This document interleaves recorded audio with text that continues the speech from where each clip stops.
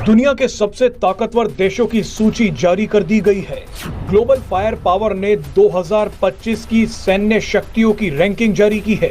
देखें, ट्रेनिंग के point of view से 3 कंट्रीज़ की जो आर्मी है ना, इसको बेस्ट कंसिडर किया जाता है, जिसमें अल्हम्दुलिल्लाह एक पाक आर्मी है, एक इजरायली आर्मी है और तीसरी कैनेडियन आर्मी है। ठीक है, ये 3 आर्मीज़ जो हैं, इनकी जो ट्रेनिंग होती है ड्यूरिंग इंडक्शन, जो इनके पास आउट होने से पहले, और उसके बाद भी जो होती है वो बेस्ट कंसिडर की जाती है। आपको बता दें कि ग्लोबल फायर पावर की इस रैंकिंग में 145 देशों को शामिल किया गया है। लिस्ट में पहले नंबर पर अमेरिका, दूसरे नंबर पर रूस और तीसरे नंबर पर चीन है।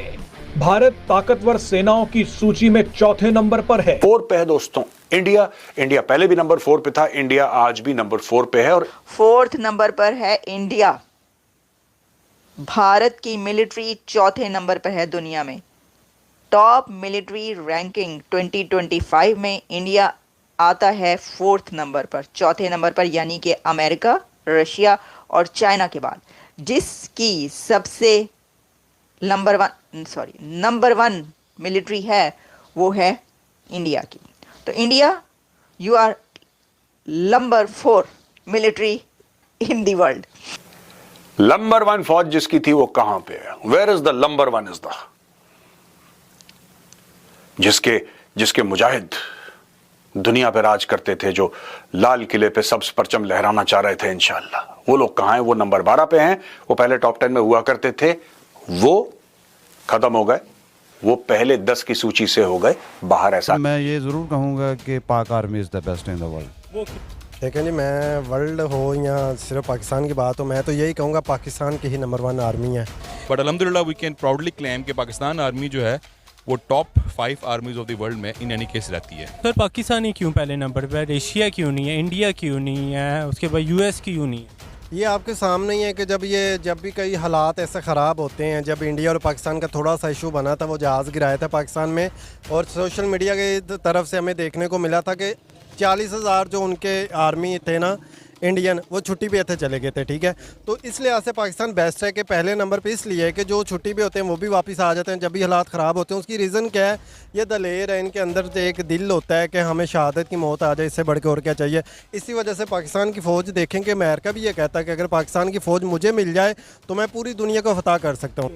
मेजर शैतान सिंह थे, जब चीन से लड़ रहे थे, गोली खत्म हो गया था, 60 को चाइनीज को मार दिए थे चाकू से। बताओ, आप कल्पना कर सकते हैं, जिसके आगे मशीन गन चल रही हो, चाकू लेके घुस गया उसमें कैंप में, भगदड़ मच गया, वहां भागने लगा, सब दौड़ा मारे, कहा सब नमवा ठीक है रखा है शैतान।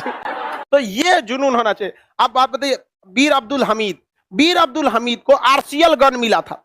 कहा जाता है कि ये एक ऐसा गन है कि अगर आप इसे चलाएं तो आप अपनी मौत को खुद ही बुलाएं, क्योंकि जब आरसीएल गन फायर करती है ना, तो पीछे इतना धुआं कर देती है कि आपका लोकेशन अपने से पता चल जाएगा।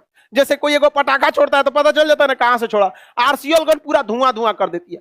और अमेरिका ने पाकिस्तान को दुनिया का सबसे बेहतरीन टैंक दिया था, पैटर्न टैंक, जिसे अमेरिका ने खुद कहा था कि इसे कोई नहीं मार सकता है। अब वीर अब्दुल हमीद ने पाकिस्तान के तीनों टैंक को उड़ा दिया। किस गन से? आरसीएल गन से, लेकिन वो हिम्मत के बदौलत पे। लेकिन आखिरी जो चौथा टैंक था पाकिस्तान का एकदम सामने था, और वीर अब्दुल हमीद का आरसीएल गन एकदम सामने था।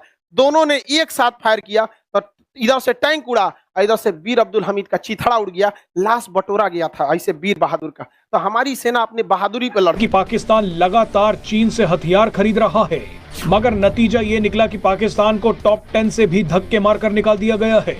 एक रिपोर्ट में दावा किया गया है कि पाकिस्तान ने चीन से जितने भी हथियार खरीदे हैं वो ज्यादातर कबाड़ हैं। भारत के खिलाफ सर उठाने वाला बांग्लादेश 35वें नंबर पर धक्के खा रहा है, और ये भारत से लड़ने की बातें करते हैं। चलिए पाकिस्तान और बांग्लादेश को छोड़ते हैं, इनको तो तालिबान और अरकान आर्मी ही निपटा देंगी। इंडिया के पॉइंट जो परसेंटेज है वो थोड़े से बेहतर हुए हैं। लेटेस्ट वेपन्स और इक्विपमेंट इंडिया ने अपने they have absorbed into the system. India ने अपने खुद का एक एयरक्राफ्ट कैरियर लॉन्च करा है। The aircraft carrier of course INS Vikrant आप सबने देखा। इंडिया एक और अपना एयरक्राफ्ट कैरियर बना रहा है। इंडिया ने काफी वेपन्स इंपोर्ट भी करे, और ये जो आत्मनिर्भरता वाली चीज है, इसने भारत को बहुत फायदा।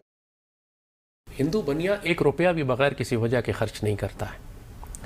हमारे यहाँ पाकिस्तान में एक माइंडसेट है कि दोनों न्यूक्लियर पावर्स हैं, लिहाजा अब कोई एटमी जंग दोनों मुल्कों के दरमियान कोई अफोर्ड ही नहीं कर सकता। यही बात आपने कही कि उनकी इकॉनमी तबाह हो जाएगी। और मगर बात यह है कि भारत ने पिछले 2 सालों में $100 अरब का कन्वेंशनल असलहा खरीदा है।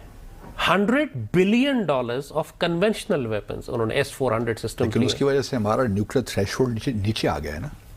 न्यूक्लियर थ्रेशोल्ड, उनको मालूम है कि हमारा न्यूक्लियर थ्रेशोल्ड क्या है, और द डॉक्ट्रिन जो वो बिल्ड कर रहे हैं वो इसीलिए है कि हम अपने न्यूक्लियर वेपन्स तक जा ही ना सकें, क्योंकि हमारे पास उनकी इस कन्वेंशनल फोर्स को रिस्पॉन्ड करने के लिए कंपैटिबल फोर्स है ही नहीं। वो जो कोल्ड स्टार्ट डॉक्ट्रिन है, उनकी कोल्ड स्टार्ट को अब उन्होंने डेवलप करके पहले इन्होंने इंटीग्रेटेड बैटल ग्रुप्स बनाए। इंटीग्रेटेड बैटल ग्रुप्स के बाद अब वो थिएटर कमांड पर आ गए।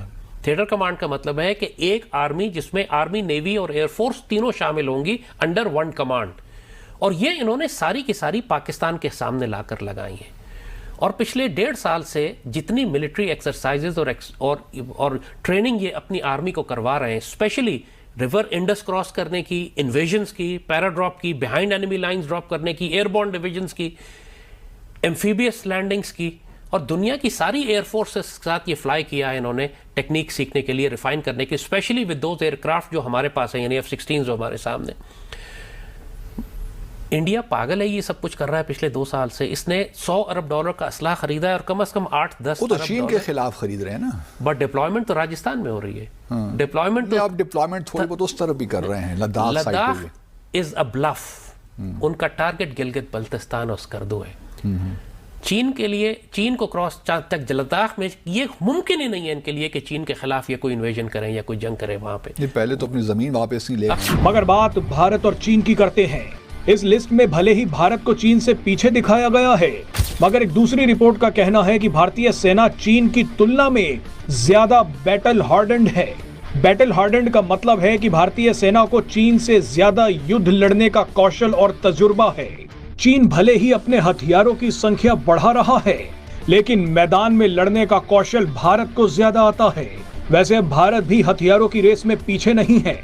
भारत ने तो अब खुद ही अपने हथियार बनाने शुरू कर दिए हैं। रिपोर्ट में आगे कहा गया कि भारत पिछले 20-25 सालों में कई छोटी बड़ी जंग लड़ चुका है।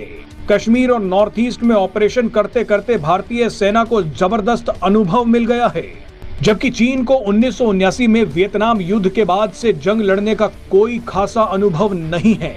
आपने लद्दाख में देखा होगा कि जब चीनी सैनिक भारतीय इलाके में दहाड़ते हुए घुसे थे, उसके तुरंत बाद ही बिलबिलाते हुए भाग भी गए। इंडिया की करे तो वो उनकी कितनी आर्मी, उन्होंने तो 6-7 लाख आर्मी तो कश्मीर में डाली हुई है। तो अगर उनकी आर्मी इतनी अच्छी होती तो 6 लाख की क्या ज़रूरत थी? वहाँ तो एक ब्रिगेडियर ही काफ़ी थी, ब्रिगेड ही काफ़ी थी। तो हमारी तो अल्हम्दुलिल्लाह 6 लाख 7 लाख फौज है, पूरे मुल्क को संभाल के बैठी है और पूरी दुनिया इनसे डरती है। कोई पहली नज़र से देख नहीं सकता हमारी आर्मी की तरफ। पाकिस्तान अगर एक तरह से देखा जाए, अगर सेफ हैंड्स में है, अगर प्रोटेक्टेड है, तो उसकी एक बहुत बड़ी रीज़न ये है कि हमारे पास one of the finest of the armies हैं, जो कि वेल ट्रेंड हैं, डिवोटेड हैं, पैशन हैं, शहादत के जज्बे से लबरेज हैं। ये तो मैं कहता हूँ कि दुनिया में शायद कोई भी ऐसी आर्मी नहीं होगी कि जिसके अंदर इतना ज़्यादा जज्बा होगा कि हम अपने वतन की खातिर जान कुर्बान कर सकें। यही सिख सैनिक और बिहार रेजिमेंट वाले मिल के गलवान में 2020 में मारे थे सब चाइना वाले को, बड़ी बुरा मारे थे। वहां पे ज्यादा गोली नहीं चला सकते। 1996 में हम लोगों ने समझौता हो गया था। अब सिख सैनिक जो थे, सिख सैनिक बांसों से नहीं मारा, गड्ढे ही तोड़ दिया था सब। 7 फीट का होता है, 6 फीट 7 फीट ऐसे। और चाइनीज सब इतना है, पकड़ के रे पुत्र इधर या ले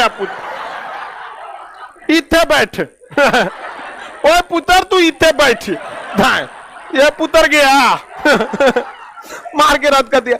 घंटा उंटा तो बिहार रेजिमेंट वाला चलाया था सर। बचपन का आदत छूटेगा कैसे? तो पकड़ सिख रेजिमेंट वाला एगो चाइनीज चाउमीन खा के आया, ओके पकड़ के मैं दाब लिया, एगो के इसमें लाभ लिया। पुत्र तेलू भाई पंजाब घुमा लिया, चल पंजाब घुमा गया। अबे जरा चिल्ला रहा है, अरे छोड़ दियो रे भाई, गलती से आगे छोड़ दे। वो छोड़ने वाला है यहाँ पे, पकड़ लेंगे तो छोड़।